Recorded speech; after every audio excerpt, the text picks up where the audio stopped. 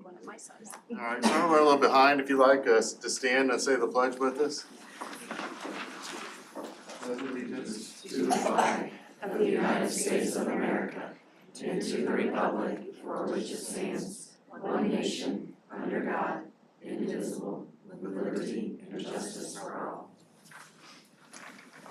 Yeah, that's what I did that one, but there was you that instead. All right, we'll go ahead and get started with our spotlight We presentation. also did that. Cougar Clubs Preschool. Yes, we're doing something a little bit different this year with our limited number of months. Our preschool row wanted to show us some of the things that they're doing, so they took the date over spring break, so Cincinnati Thank you. is kicked off. Good evening.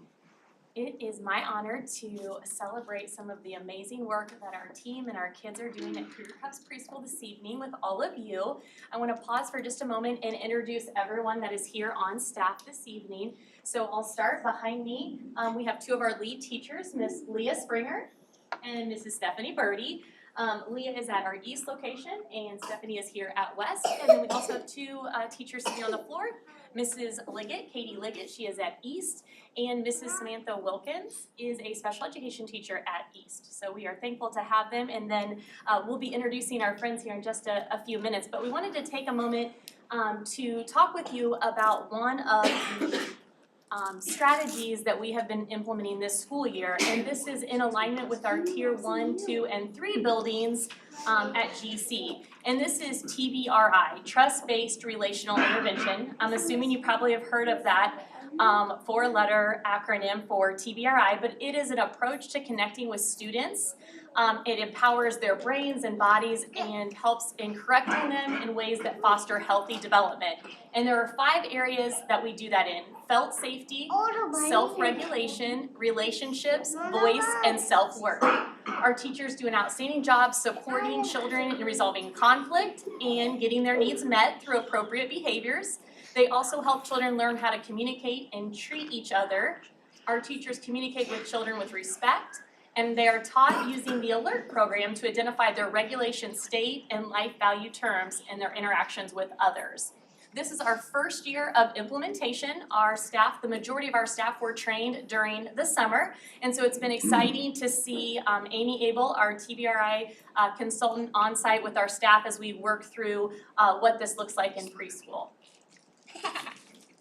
So for this being our first year, some of our main goals are using life value terms. Those are just few word phrases that we like to implement that are terms that we can use every day. Our ALERT program is a 3-tier program that has red, green, and blue, the different for them to express their feelings.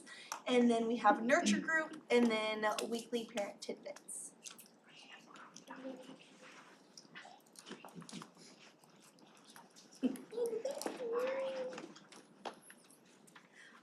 Well, we all know that digital and social media, growing up with a phone-based approach, has having a negative impact on children and building healthy relationships. So with the Nurture group, we practice 4 major components of healthy relationships, and that is giving care, receiving care, negotiating our needs with our voice, and practicing healthy autonomy. So you'll see that demonstrated when we do our Nurture group for you today. Children get to practice different skills during Nurture groups, and they get to learn in playful and engaging ways that maximizes learning. So Nurture group, there are 6 steps. The first step is the rules. So you'll hear Mrs. Liggett here in a minute when they're doing a Nurture group. She'll go over the 3 rules with them. And then there's check-in. Check-in is a question. They have an item, so they have their talking teddy that they'll pass around. When they're holding the talking teddy, they'll answer the question that's posed. If they choose that they don't want to answer the question, then they'll just say pass, and then they'll pass the teddy to the next student. And then there is Band-Aids is the third part, and this is where we acknowledge our hurts and we receive care. So this could be done with a sticker, a stamp, or a Band-Aid. The 4th step is skills practice, and this is where we teach and we reinforce a skill in every Nurture group. Tonight they're going to be doing using their words in gentle and kind voice. And then the 5th step is giving and receiving care. This helps to form that secure attachment with the teacher and the student. This could be done with a treat or a specific item, sometimes a compliment or a healthy touch like a high five or a pat on the back. And then the sixth step is the closing, and that's when you go back over the 3 rules for the nurture group. And then sometimes they might end with a round of applause or pat on the back or high fives. So now Mrs. Liggett will do an nurture group. Alright, so I brought 6 of my friends for my classroom. So this is Adrielle, this is Sadie, this is Ice, Miles, Clyde, and Axel. So, we're gonna do it, we're gonna just do it like we do in the class, okay? So today for our nurture group, we're gonna have 3 rules, okay? The first one is what? Stick together, that's right. So if I'm talking, then you guys are gonna be listening, and if you are talking, then I'm gonna have my listening ears on. And the next one is No hurts. We're not gonna hurt anybody on the outside with our bodies. We're also not gonna use any words that hurt our insides, okay? And also not hurt ourselves. That's right, that would not be good. So we don't wanna hurt our hearts. And then, that's our question. And then our last one is Have fun. have fun. Okay, so I have Talking Teddy. I brought him with us today. So our question today is, what is your favorite zoo animal? Okay. Now, I was afraid you guys might be a little nervous, so I printed off some pictures. Okay. So you can pick one of them on here, or you can say whatever one you want. Okay. So put that on the middle if you guys need it. All right. So my favorite zoo animal is the dolphin. I love watching the dolphins. Here you go. My favorite animal is a tiger. Good one. My favorite animal is a dolphin. My favorite one is a cheetah. My favorite bird is the giraffe.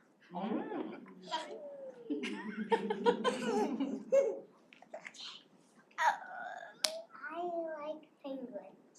I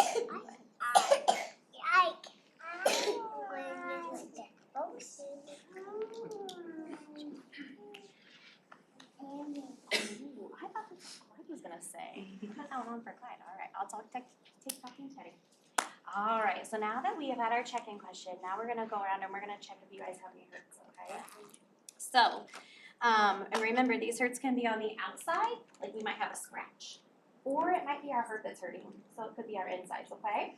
So I'm gonna go around and ask you if you have a hurt, and if you do, then we can give you a little Band-Aid if you'd like that, okay? Adrielle, do you have any hurts today? Nope. Nope. Who do you talk to when you do have a hurt? We all hurt sometimes, don't we? No matter who we But are, what we if all you're hurt not sometimes. with mom and dad, like you're at school.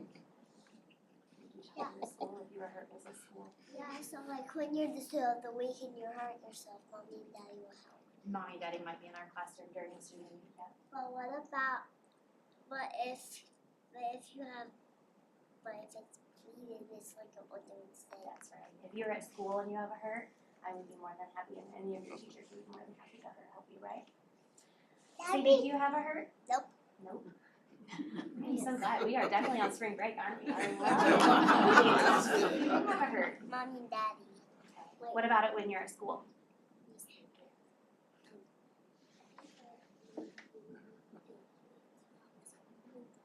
That's true, they're here tonight, aren't they? That's pretty special, isn't it? But this, when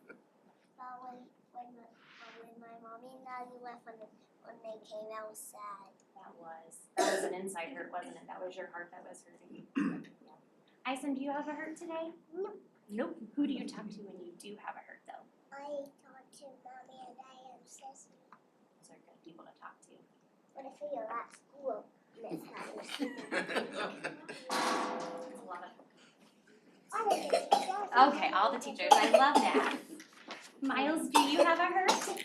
yeah, Yeah. Is it on the outside or the inside? outside. The outside. Would you like a Band-Aid? Yeah. I'm sorry you're hurting. Miles, when you see this Band-Aid, I want you to remember that your teachers and your friends at school care and love about you so much. Clyde, do you have a hurt today? No. No. Who do you talk to when you do? If you're at home, we'll give you that situation. Who do you talk to if you're at home and you have a hurt? I talk to Cece. It's a good person, isn't it? All right, Axel, do you have a hurt today? Yes. Is it on the inside or the outside? The outside. I'm sorry you're hurting today. Would you like a Band-Aid? Yeah. When you see this Band-Aid, I want you to remember that your teachers and your friends care and love you about you so much, okay? All right, so now we're to the have fun part, right? But we have to practice while we're having our fun. So we are going to practice our gentle and kind words. So we're gonna practice like please and thank you, okay? And can I have one? And yes, may I have one? So I'm gonna ask you if you would like a chocolate chip, right? Yeah. I know, okay, so, I already all love them all. oh, I have a whole bag, I came I'm prepared. all Alright, so I'm gonna start on this side, okay? So Adriel, would you like a chocolate chip? Yes, please.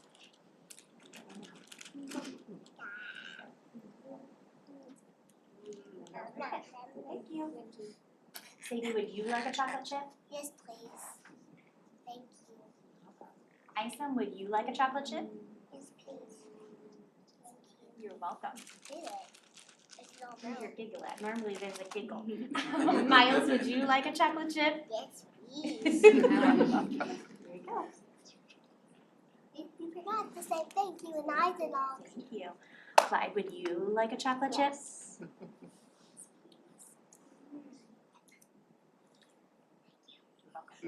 And then Axel, would you like a chocolate chip? And Yes, please. what about you? Ooh, I would like one. Thank you for checking on me. No, no, All right. no. You guys did a wonderful job of doing our 3 rules. Sticking together, no hurts, and have fun. That's all we had to do. Nice job. Good job. Isom, you ready? Miles? Clyde? And Axel. Perfect. So what are we gonna do now? That's all we had to do. Mrs. Liggett, do you mind introducing our friends that are here this evening? She did introduce. Oh, did I think we did, yeah. Okay. I couldn't remember. I said their names quite a few times. So as you can see this evening, this is Nurture Group. It's one component of TBRI that we've been implementing this school year just to help with those relationships. The life value terms she chose to integrate. We're saying please and thank you. So there are different skills that we can integrate into that group just to build empathy among our students. So we're super excited about the work that we've been doing and also the fact that it aligns with the work being done in our tier 1, 2, and 3 buildings. So thank you for letting us share this evening. Thank you.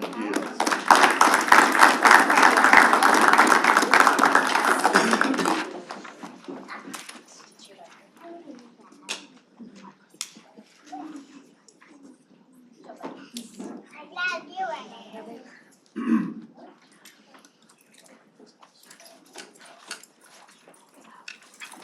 See more of that as we go over some.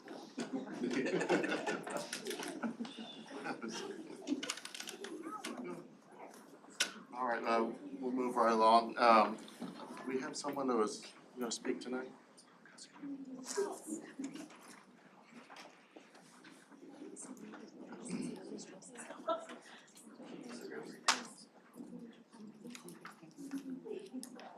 All right, we'll move right along then to routine matters. Can I get a motion to approve the regular meeting February the 10th, 2025, and the executive session February the 10th, 2025? So moved. A second? Second. All in favor, say aye. Aye. Opposed, same. Claims, is it Dr. Long? Yeah, the claims have been shared with you here in the board packet. There are about 30 pages of those. Certainly happy to entertain any of those items that are in there. If they don't have any questions or comments, can I get a motion to approve the claim documents as presented? Make a motion to approve the claims document as presented. A second? Second. All in favor, say aye. Aye. All opposed, same. Third item, appoint representative to the redevelopment commission board. I believe Clark Smith is going to take that on. So you get a motion to approve Clark Smith as the redevelopment commission board. Move that we appoint Clark Smith to the RDC. I'll second. Yes, all in favor, say aye. All opposed, same. Thank you, Mr. Clark, for doing that. I will notify the city that you'll be there. All right, thank you. And I will email you a writing. You need something to do. Send it over. All right. Old and unfinished business, financial matters. Dr. Owen. You just see the report that Mr. Day had put together for you, simply referencing the ADM. The state a couple years ago started going to 2 enrollment counts, one in September, which they actually moved to October this year, and then another one in ADM. And they do adjust our state aid based on that. It wasn't a substantial change by any means, so it doesn't really impact us on that education fund in any adverse way. As you can see, we also have the information in there about the operations fund and the education fund from a historical perspective. We're tracking along, it's early in the year, but tracking along as anticipated. I'm certainly happy to answer any questions that you would have at this time. Any questions, comments for Dr. Owen? We'll move on to construction update. Let's jump back to Oh, instruction the report, instruction report. And actually going to give Mr. Murray an opportunity to highlight a little bit on iRead. Thank you. So last week was a big week for our second, third grade students. Our second, third graders took iRead, their iRead assessment last week.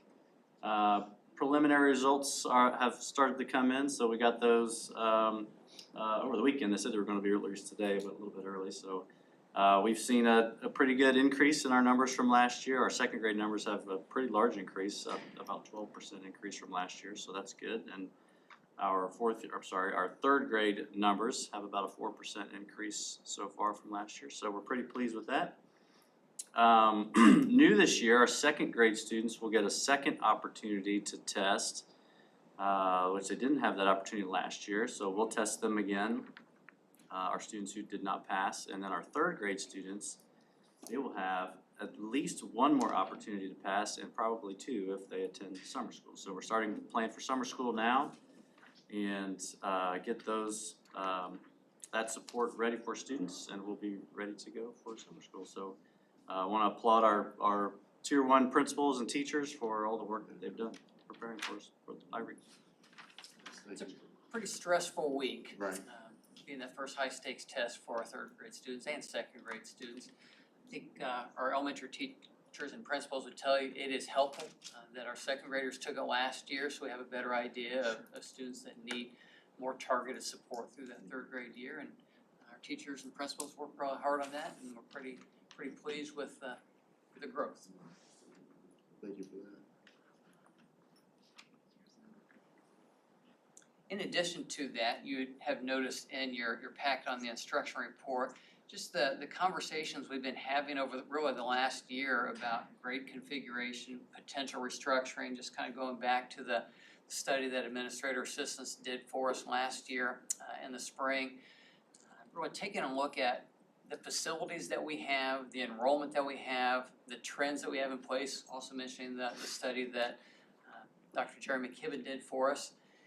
Really recognizing that we peaked in our enrollment back in 2012, and we've had just subtle decline really over the last decade. So that being our case, our reality, looking at our facilities, how do we best meet the needs of our kids, specifically looking at our students in grades 4, 5, and 6, and are there ways that we can find some efficiencies in operations and on the education side. So really having that conversation, I think it really pushes us to consider what that best placement for our fourth grade students would be long term. Being one who's been here since the year 2000, I can tell you for most of Greenfield Central's history since 1969, our elementary schools were K-5. We moved to that K-3 structure in 2010 because of the 20 years of consistent growth we had up to that point. So looking at what research is telling us in terms of where kids learn best, just in general, the research will point to the longer kids stay in an elementary setting, their attendance, behavior, and academic performance tends to be better. So if that's the case, knowing we have space in our current K-3 schools, I think we really need to have that conversation about what is that next right step for Greenfield Central as we talk about fourth grade students specifically. So yeah, I know we've talked about this a little bit as we got those results back last spring, talked about it a little bit more here with the demographic study, as well as some work that we've done here with higher achievement through Dr. Jim Snap. It really puts us in a position to answer some of those questions about next right step. So I throw that to the board, just kind of seek some guidance and input. I just know the thing that I read up on it, it does say that fourth grade students does better when they're in the elementary setting. And I would kind of be in favor for it if we chose to do that. I think we're stepping in the right direction on this part. I believe that. I think some of the historical we've talked about, I think some other corporations are doing what we did 15 years ago. And one thing those studies really revealed is we are plateauing. And so now I think it's thinking, what do we do now that, I think it's pretty obvious unless something changes, we will be plateauing. And then thinking, listen to a lot of stuff at the state level, just doing what's best for the kids. And as Mr. Brown said, I don't think you presented any evidence to us, and I don't think any of us have found any studies that said it wasn't good for fourth graders to be, or kids in general to be in the elementary setting as long as possible. Obviously, there's a cutoff point there at some point. They're not gonna be freshmen in elementary schools. But I think just looking at fourth grade, fifth grade, sixth grade, that if we're looking at that transition, that moving, there's no research that indicates having fourth graders in an elementary setting is going to be bad for students. And so if we look at it from the student perspective, it's a good move. I think everything we've seen is showing us that it would make sense for our fourth graders to have that elementary experience a little bit longer. I think I personally just want to make sure that all of the stakeholders, if you will, have a chance to absorb that information. I wouldn't want to see us make a decision based on studies alone, right? It's important that the people who are directly impacted have some input. I think that obviously is parents, it's teachers, those are the groups that I'd like to hear from. I do think it's important to note that the studies have been done showing that there is room within our current elementary schools to reabsorb the fourth graders back if that were the decision that would be made without affecting class sizes at the other grade levels. And that was a consistent piece both from the administrator assistant study that was specifically looking at the facilities, and then we had Jim Snap's lens on that, really thinking about from the instructional lens, but also looked at that capacity piece. And the reality is we use our current elementary schools less than 60% capacity. Some of them much less than that. And certainly we're very creative in using that space for small group instruction and STEM rooms and things along those lines, but we definitely have space to put more students back in those elementary schools. And again, just want to note that there are a number of school corporations in central Indiana and really throughout the state that have chosen to implement intermediate schools. Generally that was done in a period of time when their enrollment was increasing. They needed the space. It was easy to add an additional building and not upset the apple cart for the early K-4 students in most districts. In our own county here, Mount Vernon School Corporation, going back to an intermediate school model for 5th and 6th grade. Southern Hancock, I should say New Palestine Schools now has that model as well. So a lot of places have done that because of enrollment changes. A few places would say they've done that specifically for instructional purposes. For us to dig a little bit deeper, including that 4th grade, which is really unusual, we needed the space at that time. That's just not our current reality. And I assume we'll gather responses from staff, teachers, administrators, parents, survey them. That would certainly seem to be a next logical step for us to get that. We've been very objective about it in terms of looking at facilities, and yes, there is space there. We've done a cursory look at what the research shows on that, but certainly every community has its own identity, its own realities in terms of existing facilities and things that a community depends on. So I think we need to seek that input, certainly from those that would be impacted by that, third grade parents, teachers at that intermediate school, administrators as well, so. And while to I think most of us, this seems like a logical first step, it's by no means the last step in our look at, you know, what makes sense for our student population and our configuration, but it does seem to be a logical first. I think going back to those 3 questions that we've been asking, it's bigger than 4th grade. It's what is that best setup for our students really at that middle level, grades 4, 5, and 6. What is that program? What should it look like in addition to what that setting is? So it is a much bigger set of questions we need to answer. I think there's a bunch of ifs, but I think one if, maybe you can help confirm this, but that would not impact class sizes. If there was a move from the 4th grade, from the intermediate to the elementaries, we're not talking about larger class sizes, we're just physically moving where they're at, correct? Correct. And that would also be a consistent theme you would have seen from the 2 studies that were done where we were commended for our very small class sizes compared to most schools around us. Whether 4th graders are in an elementary school or an intermediate school, we would still keep those target class sizes in the low 20s. And I think that we had talked about this once previously, but, and, you know, we may not know all of these answers tonight, but other opportunities that have been made available to 4th graders in the intermediate school setting, we would endeavor to keep those opportunities as well. I'm thinking Spell Bowl, Math Bowl, those kinds of things. And I think that's one of the pieces that came out of that initial study from administrator assistants, and that trying to find some ways to provide even more ECA opportunities, co-curricular opportunities for our students in that 4th, 5th, and 6th grade timeline.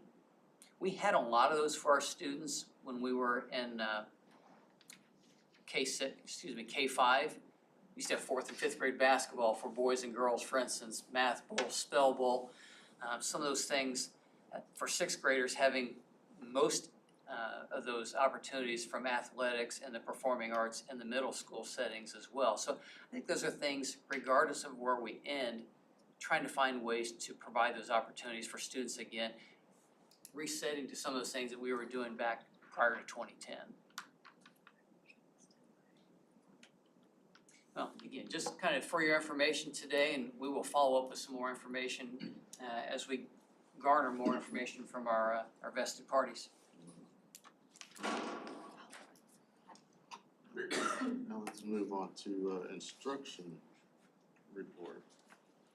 This time we are going to do that construction report there, and I've listed a couple of things there, just trying to give you updates as we talk about the Frost property, and that we continue to work with our team from Barton Covillama, A&Z Engineering, as well as working with the city of Greenfield on what that design would look like, and it would be our goal to get those documents out for bid a little bit later this spring. There are some things we're working through, just making sure that we're meeting code. We did meet for tech review with the city last week, so our team is making some adjustments there, but just trying to continue putting that timeline in front of you of how we would like to move forward with that as we approach April and May. And then on that next page, actually that's the primary one, that's for informational purposes only on that item. If no questions, we'll move to that next one, which would be the high school flooring. And this is one, as we approached our project really 3 years ago and did our bonding for, we were hoping there would be some proceeds left over to attack, I use that term, the gym floor at the high school, which really hasn't had any substantial work done to it since, we're being told somewhere around 1972. So it's time. You know, most corporations address that probably after about 30 years. So we do have some proceeds. We have a very short window to accomplish that after hosting a regional this Saturday and getting that done before our commencement, and then all summer we have programming through there. So we would like to move forward. Mr. Manning's done a lot of the legwork on that in terms of bringing contractors in, getting competitive bids. Mr. Manning, anything you want to say about that specifically? No, I mean, I appreciate the opportunity that Dr. Olin gave us to go and kind of walk the facility down at Cincinnati Flooring and Robbins Flooring. You know, we had a good meeting with them. They came and took a look at our floor a couple different times, made a recommendation on what they would see or would like to see in our facility. And you know, I have an example of what we're gonna get if we move forward with this.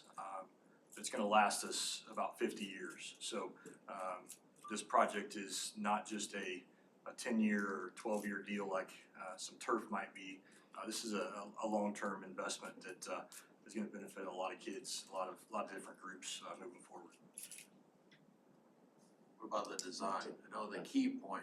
Yeah, so I'll be honest with you, I have not seen a design yet. I keep harping on them to get us a design. We have until they get through the sanding phase, really to come up with a design. So we've got a month and a half to really nail that down. Obviously, we have a few people that have opinions about what that might look That's like. who I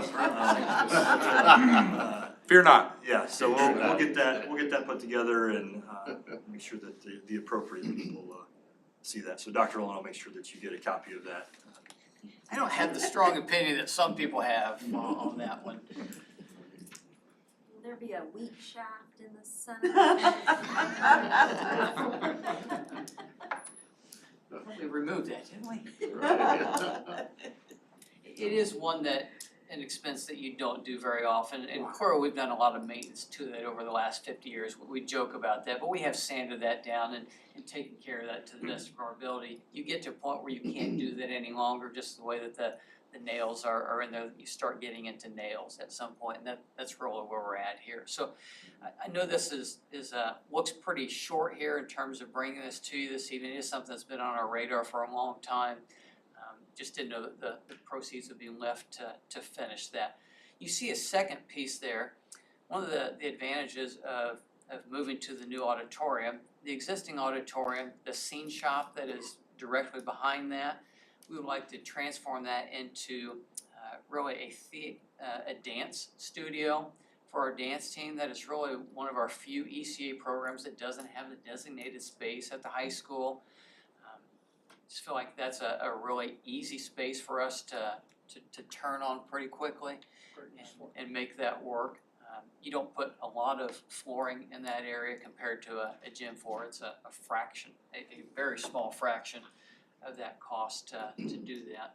But while we would have that other team in, I feel like we would have the economy of scale to get the best pricing at that time. So you have two projects there that we would like to move forward with.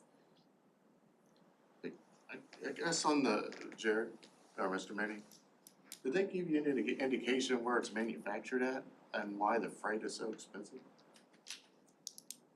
Why the freight's so expensive? Yeah. It's all they service all their wood from the United States. So I believe it's Wisconsin, Minnesota area.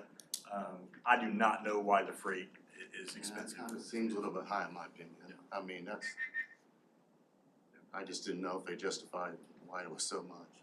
And I don't know if that's part of that competitive bidding, that it definitely takes care of the materials that's competitively bid out in the consortium. I don't know if there's any room on that freight side. It's something we could certainly check I on. guess I'd like to ask that before I gave a definite. It just seems a little bit high in my opinion. But that's me. So I don't know what everybody else wants to do. We'll move forward, get a motion approved.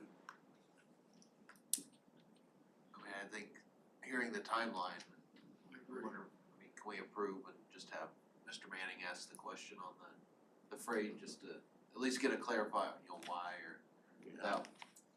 Our approval could be tentative on just getting that second opinion, but I think with the timeline, unless we're just super uncomfortable, but Right. we wanna have it done. Yeah, I just want some clarity on it.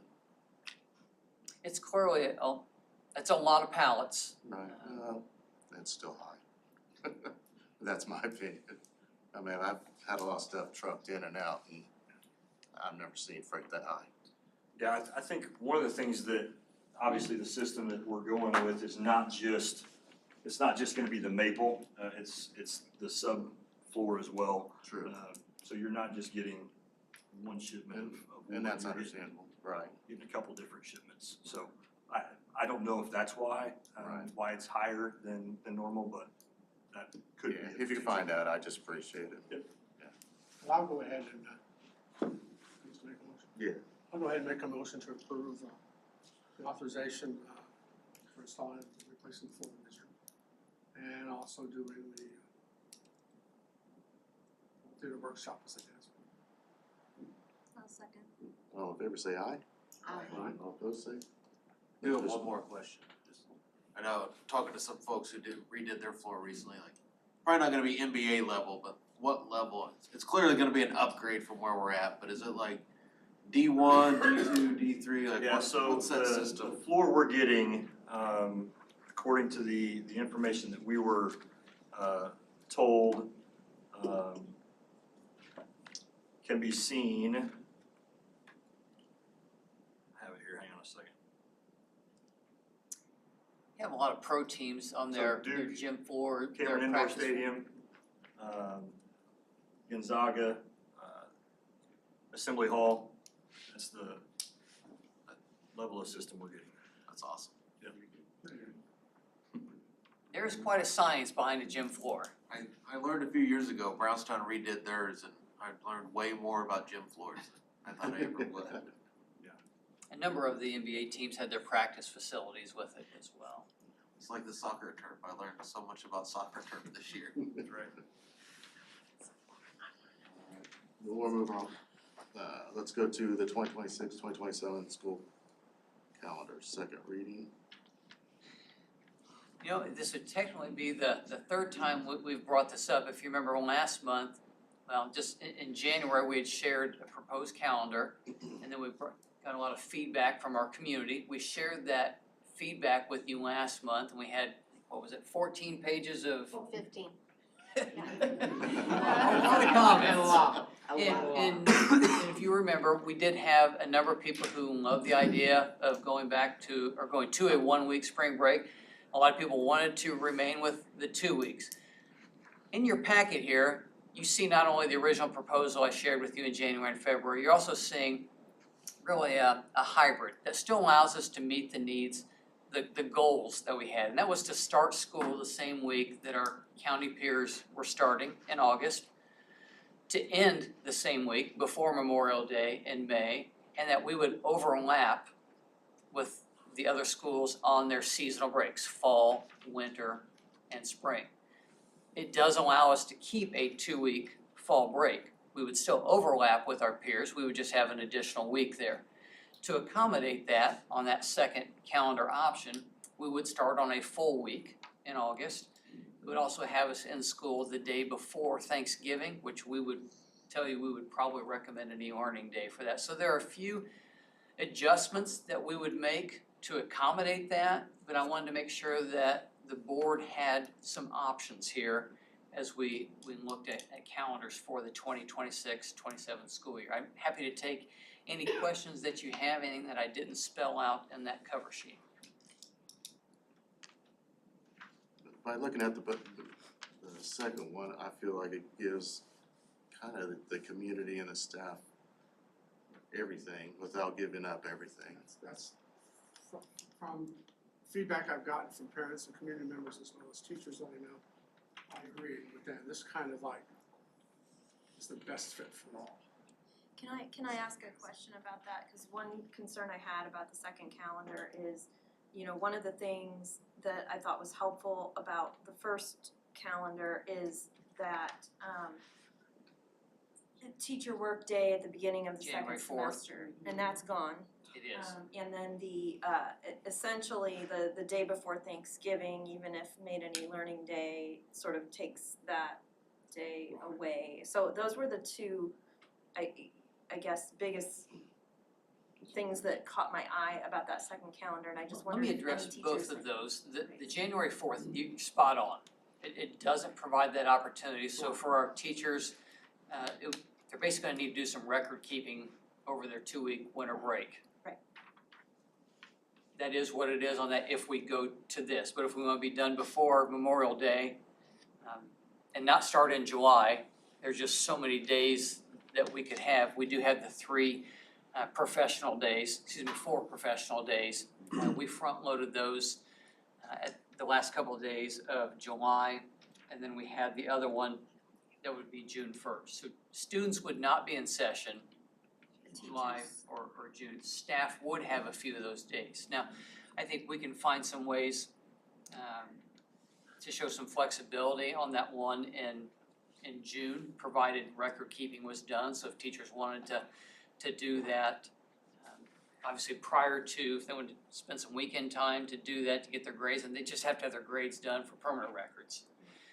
The day before Thanksgiving, if we make that an asynchronous e-learning day where teachers are posting tasks and they give students a week to do it, state allows you to do 3 of those. I think that does give staff and families a lot of flexibility if they want to travel on that day and you've got a week to do it. So I think we would make that agreement with our staff up front. I think you'll find, having the experience that I've had 42 years in the classroom, they would gladly give up that. Well, a lot of them are probably gonna do a lot of, like, at the end of the semester, they're gonna do a lot of work over Christmas vacation anyway. I know I would come back for a teacher day in January, and honestly, Because you had it done you already. already had it done. Yeah, you just got it done. And I think knowing that they have that 2 weeks in the fall is easily gonna make up for any of those other issues. I really think so. One other teacher perspective question, if I may. I'm gonna pick on you a little bit, Go for it. Mr. Rim. The other change is that full week of student days at the beginning of the year as opposed to, you know, a 3-day student week with the 2 teacher work days at the beginning. Thoughts on that? I don't think it would make any difference. I think I would say as a teacher as well, for many years, we started with a full week. Yeah. It's just become a tradition here in Greenfield for the last probably 10, 15 years. We do get a lot of positive feedback from staff and from families because, let's face it, kids don't necessarily go to bed at a regular time all summer and then all of a sudden you're starting on a full week. By the end of that first full week, kids are wiped out, and to be fair, I think a lot of our teachers and staff are as well. So I mean, that is a trade-off here. It is. I mean, my first week was always no voice at the end of the week, because you didn't use it all summer long. I But, don't yeah, know it's- if anyone here can answer this question, but I also was curious whether we anticipated that one or both of these calendars would change anything with respect to the athletic calendar. Maybe that's a question for Mr. Manning, but to a certain degree, the athletic calendar doesn't necessarily match up with our calendar anyway. It's, a lot of it is set by IHSAA, I understand that, and I just wondered if we think there would be any shifting, cause I mean, I know frankly for those of us who have student athletes, fall and spring break are just theoretical anyway. So I don't know if anything would change. Yeah. I guess my question is, do we think anything would change there? Mr. Wing's not here, but I'll speak for him. I think he would actually like a few more days of camp before school started. And I don't know how our coaches in the fall would feel So- about that. The fall schedule, our first day of practice is always set by the IHSA, so it does not matter when we go back to school. Like this upcoming year, we have those 2 or 3 days that week, and then we start practices the following Monday. There's been years where we've started, the first day of school has been our first day of practice. And it just, sometimes it falls that way and sometimes it doesn't. Unfortunately, athletics, the fall season gets impacted by fall break, the spring season gets impacted with spring break and that kind of stuff, so. And I know I said athletics, I should have said extracurriculars, cause certainly I don't wanna Well, suggest it's only about the same thing in a sense could happen to a student that's at the career center. It already happens at Warren. You know, we're on a 2-week break and maybe their schedule's a little different than ours. Student might lose a week of vacation because he's gotta be at the classes at the Career Center. That's already happened and always probably will. So- Yes, the goal was never to have the exact calendar as our peers. The goal was to have more commonalities. Sure. And both of these, I think, help with that. I'll beat the dead horse one more time, but just the 2-week fall break, I know that was the big sticking point, was the 2-week fall break, and we heard from several groups who wanted it. I'll speak for, I think we heard this, but I'm in the camp of have a kindergartner, 2-week fall break, have a 3-year-old, daycare's still in session, we're not going on a 2-week vacation. So finding childcare so I think we've all basically beat this dead horse of we're gonna have to pick what the best option is, and it's not gonna be the best option for everyone. Sure. So, I'd like to make a motion. I'd like to make a motion that we approve the second calendar, the one with the 2-week fall break. Second. All in favor, say aye. Aye. All opposed? I'm gonna vote nay.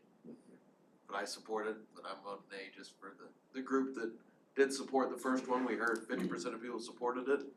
I'll vote nay for that group, but I support the vote. I would just commit that next year when I bring this to you, we make sure we're listening to our community and maybe that opinion will change after we've lived into this. Now, obviously, this won't impact people for 17 months, so they won't see this calendar till 26, but I think we need to continue to listen to the community. Every community has some different expectations about things that they would like. I wish this was more clear that it was 90% one way. That just wasn't our reality. So I think maybe delaying such a change for another year might have some wisdom to it. I'll commend everyone who took the time, staff and the community, to send those in. I mean, we all spent a lot of time reading them, dissecting them, so and next time we do ask for whether it's calendar or something else, please take the time to do that, because we certainly listened and You appreciate gave me a whole evening of something to do. Or we will post that new calendar for our community. Thank you. We'll move on to a student athlete handbook, second reading. No changes from last month, and as the cover sheet shows you, there were really only 2 changes we made there. That was on page 3 of the Rule 1 Code violation, and page 6, Rule 4, the Code of Conduct violation. No changes since last month. If you don't have any questions, I'd recommend approval. No questions, comments, can I get a motion to approve the athletic handbook as presented? I move that we approve the athletic handbook as presented. Can I get a second? I'll second. All in favor, say aye. Aye. All opposed, say. On to overnight out-of-state field trips. Can we jump back to business information? We sure can. Out to business. Your sky on you. We did ask. You have 3 grants that are in there, one from Friends of TC Steel, one from 9-Star Connect, and one from AHRI. I would simply recommend that the board approve these grants and donations, and they total $2,000. Can I get a motion to approve the grants and donations as presented? Make a motion to approve these grants and donations as presented. Second. All approved, say aye. Aye. All opposed, say. On to cancellations of old checks. And as we do, we issue checks, and sometimes they're never cashed, and at some point we have to reconcile that in our books. And so at this point, you do have a list of those. Fortunately, it always boggles my mind that we have some of these, but fortunately none of them are for really large numbers, so. $8.64, okay, I understand that. The $2,400, well, yeah.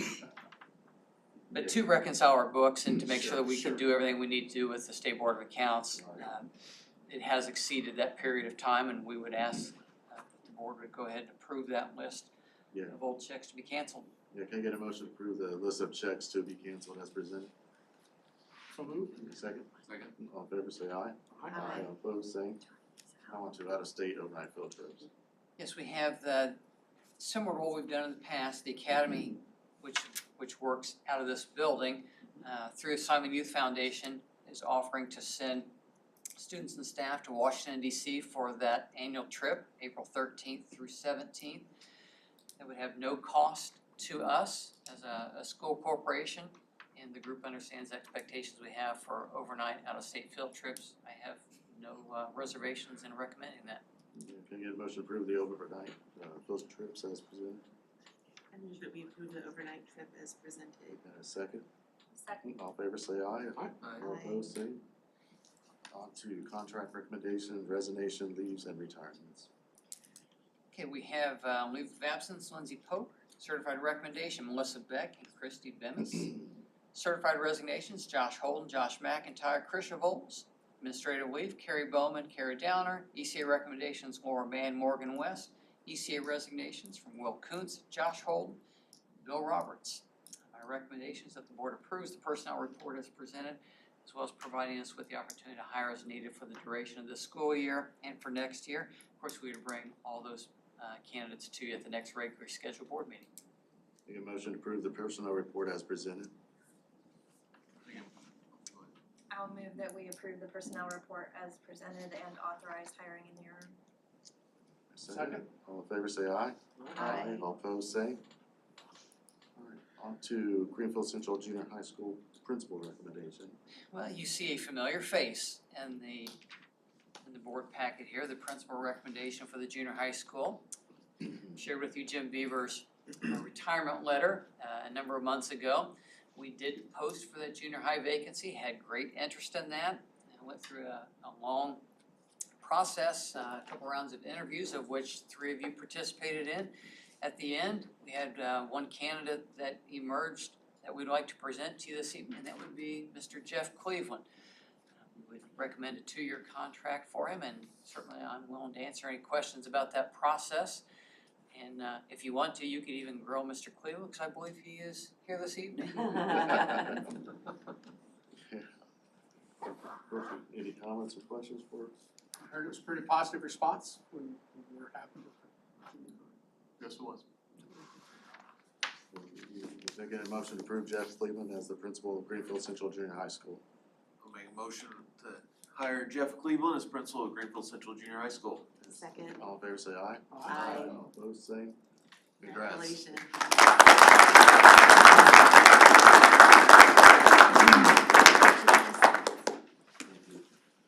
See if he's so happy a year from now.